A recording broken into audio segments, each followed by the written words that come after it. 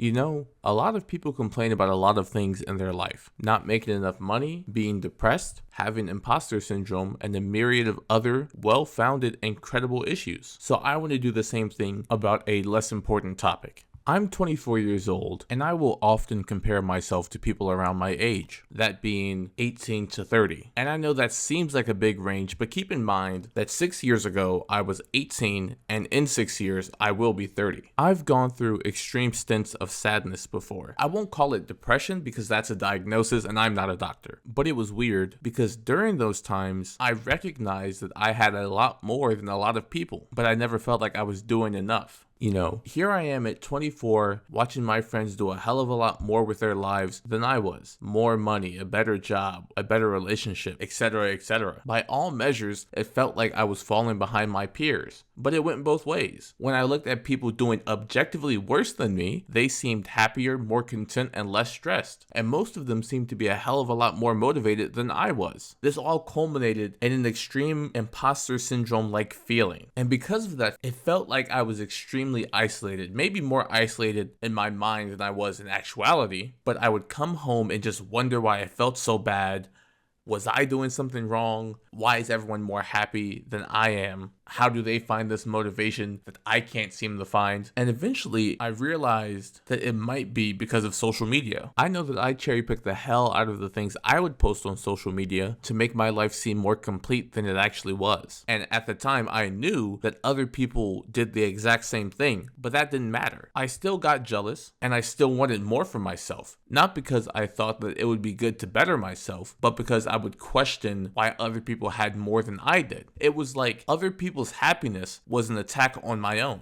I mean, their life has to be better. They're getting more likes and more engagement on social media than I was. At least that was my rationale, subconsciously. It even started to damage one of my previous relationships. We would both see couples on social media and subconsciously create standards that were terrible because they were based on unrealistic ideas and they were never properly communicated between us. So when I stepped away from social media, it helped me with not setting up those ridiculous expectations of my girlfriend. She also thought that I was trying to hide her, but I mean, what are you going to do about it, right?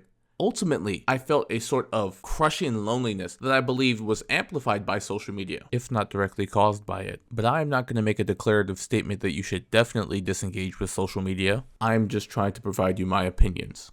It really depends on if you can engage with it healthily, if in fact there is a way to do that. I was unable to find that healthy balance for the longest time, and I would claim that I would just use social media to keep in touch with my friends and family. But now I realize that it was more like passively spectating rather than keeping in touch. I mean, what's the point of following your friends if you seldom talk about what they or you post? I'm not receiving an update from them. An algorithm selected the placement of their post in my feed to optimize engagement. The human factor of talking about what's actually going on in either of our lives is completely removed. Now that I've left social media, I find more enjoyment and passion in the things I do and share with my close friends and family. Also, I'm not wasting time taking gym photos or pictures of my food or anything like that for social media. But notice, I said for social media. I understand the main appeal of Instagram, Facebook, or Snapchat. It's for validation. You can still take those photos to save those moments if you want to. You just don't need social media as your reason to do it. Updates about your life should come from you. They should actively come from you. They shouldn't be presented passively to close friends and family through their feeds. I promise you that someone saying congratulations, keep up the good work means more when it comes from a text or a phone call versus your comment section. Being able to talk about an amazing view in great detail means a lot more than that person you would have had the conversation with saying, this looks amazing in your comment section. It's the human interaction of sharing something you've done that makes sharing it worthwhile. But that's the same aspect that social media almost completely removes.